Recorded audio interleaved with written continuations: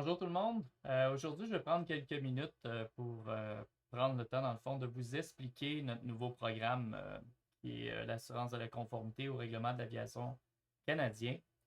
Il y a eu plusieurs questions, puis j'ai décidé que j'allais faire une petite vidéo, puis dans le fond, simplement vous démontrer un peu ce que ça implique, notre programme. Imaginons quelques instants que on est tous des pilotes d'avion. On décide d'aller louer un avion pour aller survoler Montréal. On loue cet avion à ABC Aviation. Puis, on va faire le tour de Montréal. Tout se passe bien et tout. Mais soudainement, on a un problème mécanique. On prétend que c'est un problème mécanique. Et on doit faire un atterrissage d'urgence dans la région de Montréal. Et durant cet atterrissage d'urgence-là, on survit, les deux pilotes. Par contre, on blesse et on tue des gens au sol, ce qui est probable en zone urbaine comme cela. Donc, prenons cet exemple-là. Ce qui va se produire, c'est que bien entendu, il va y avoir une enquête du BST. Il va y avoir des questionnements et des interrogations de la part de Transport Canada. Ce que ces entités-là vont vérifier au départ, c'est l'état des pilotes. Donc, est-ce que les pilotes étaient en santé? Est-ce qu'ils avaient leur licence? Est-ce qu'on avait tous les papiers nécessaires? Est-ce qu'on avait nos formations? Est-ce qu'on était adéquatement formés pour piloter cet aéronef-là? Donc, jusque-là, les pilotes, on s'en sort bien. Tout fonctionne numéro un. De notre côté, on a tous les papiers nécessaires. On est à jour à 100%. Ce qui est important de savoir, par contre, c'est qu'une fois que l'aspect pilote est réglé, c'est les entités que j'ai nommées plus tôt vont se tourner vers le propriétaire et l'opérateur de l'avion en question, donc qui est ABC Aviation. Et ABC Aviation va devoir fournir des preuves et de la documentation, passant par quel type de formation elle a conféré au pilote qui opère son équipement. Est-ce qu'elle a vérifié les formations des pilotes? Est-ce que les pilotes sont habitués de travailler sous leurs opérations? Est-ce que l'aéronef était bien entretenu? On va devoir avoir le registre de maintenance, les heures de vol, donc tout ce qui a attrait à l'aéronef, mais aussi à sa maintenance, à son entretien. Donc tout ce qui a trait à l'aéronef en soi. Je n'irai pas très loin là-dedans. Tout le monde a compris que les pilotes sont libérés de ça car l'appareil ne leur appartient pas. La même analogie se fait dans le domaine du drone. Donc, si vous pilotez un drone, vous devez agir aussi, bien sûr, en tant que pilote, mais au-delà de ça, si vous agissez en tant que pilote pour une entreprise, le RAC est clair à ce sujet-là, le pilote a la responsabilité de s'assurer qu'une structure opérationnelle a été mise en place. Donc, on en prend la responsabilité en tant que pilote si on décide de voler pour une entreprise qui ne détient pas de structure opérationnelle. Puis là, on dit structure opérationnelle, mais dans le fond, ça peut être n'importe quelle appellation que ce soit, mais ça doit contenir certaines choses à l'interne de cette structure opérationnelle qu'on va utiliser juste pour généraliser le terme. Donc, c'est vraiment à prendre en considération. Donc, ce que nous, on a déterminé, c'est que après avoir passé de nombreux mois et années même à développer notre propre structure opérationnelle, c'est qu'on voulait la rendre accessible à plus de pilotes. Donc, bien entendu, ce que notre assurance à la conformité au règlement de l'aviation canadienne offre, ce qu'on appelle le ACRAC, ou le CICAR en anglais, euh, c'est vraiment que si vous respectez les procédures qu'on va vous confier, vous êtes 100% légal pour faire les opérations sur lesquelles vous avez été adéquatement formé. Donc, c'est un peu comme si vous deveniez des pilotes. En fait, c'est pas un peu, c'est que au niveau opérationnellement, vous devenez des pilotes sous iCloud. Par contre, au niveau corporatif, donc votre entreprise, cette partie-là ne nous regarde pas. Donc, c'est vraiment au niveau du pilotage et dans le fond de la gestion des opérations, là où on va s'impliquer et on va vous supporter. Donc, que ce soit pour une organisation, que ce soit pour un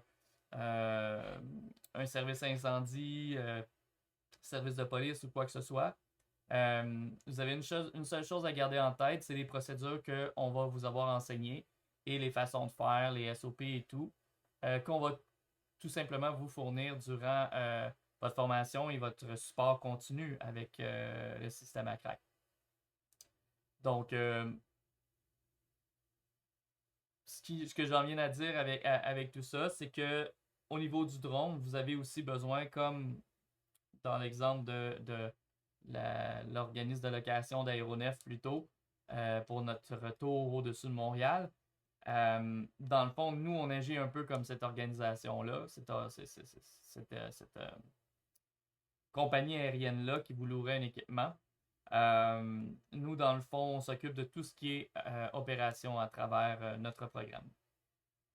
Donc, ici, on survole notre site Internet qui décrit bien les différentes responsabilités du pilote et tout. Bien sûr, dans notre programme, on offre même du financement sous forme de bail. Donc, imaginez la possibilité d'avoir de remplacer vos équipements de drone à tous les 18 ou 24 mois. Vous repartez avec la dernière technologie. Donc, on reprend tout simplement l'équipement puis on vous fournit l'équipement nouveau.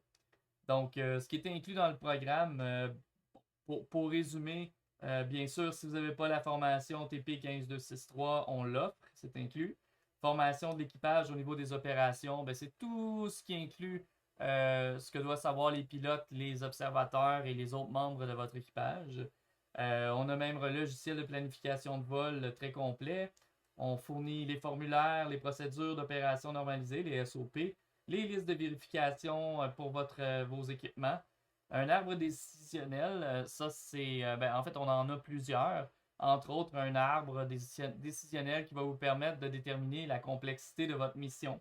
Savoir si vos pilotes sont adéquatement formés pour faire ces missions. On a aussi développé des manuels de vol. Si on ne l'a pas pour votre équipement, on va le développer pour vous. On fournit des uniformes pour que tout le monde soit facilement reconnaissable et identifiable hiérarchiquement. Donc, bien sûr, on garantit la conformité au RAC, au Règlement de l'aviation canadien. On développe aussi pour vous, si c'est besoin, si c'est nécessaire et qu'on ne l'a pas déjà, la spécification d'opération à votre projet. Une spécification d'opération, dans le fond, c'est, le terme le dit, c'est qu'on vient préciser certains aspects d'une opération que vous pourriez avoir que nous n'aurions pas prévu dans le manuel de base de iCloud. Donc, on travaille avec vos pilotes de ce côté-là. On a des plans de vol opérationnels, donc on fournit tous les outils et le support pour vous montrer comment bien faire un plan de vol opérationnel. On peut contrôler aussi les autorisations de vol. Au départ, on les contrôle à 100%, puis par la suite, on peut déléguer quelqu'un à l'interne de votre entreprise qui répond directement des supérieurs chez iCloud. Donc, on fait le suivi des vols, la rétention des documents des vols. Donc, on a des dispositifs en place. On se fait le suivi du dossier des personnels. Donc, on s'assure que vos pilotes soient toujours à jour au niveau de leur certificat, leur médical et tout autre document nécessaire à des vols légaux et sécuritaires. Par la suite, structure de qualification du personnel. Donc, comme on a dit tantôt, on a des niveaux de complexité de vol, mais on a aussi des niveaux au niveau des pilotes. Donc, si je me souviens bien, on a 9 différents niveaux dans notre structure opérationnelle, chacun des niveaux comportant des missions plus ou moins complexes et des systèmes plus ou moins complexes.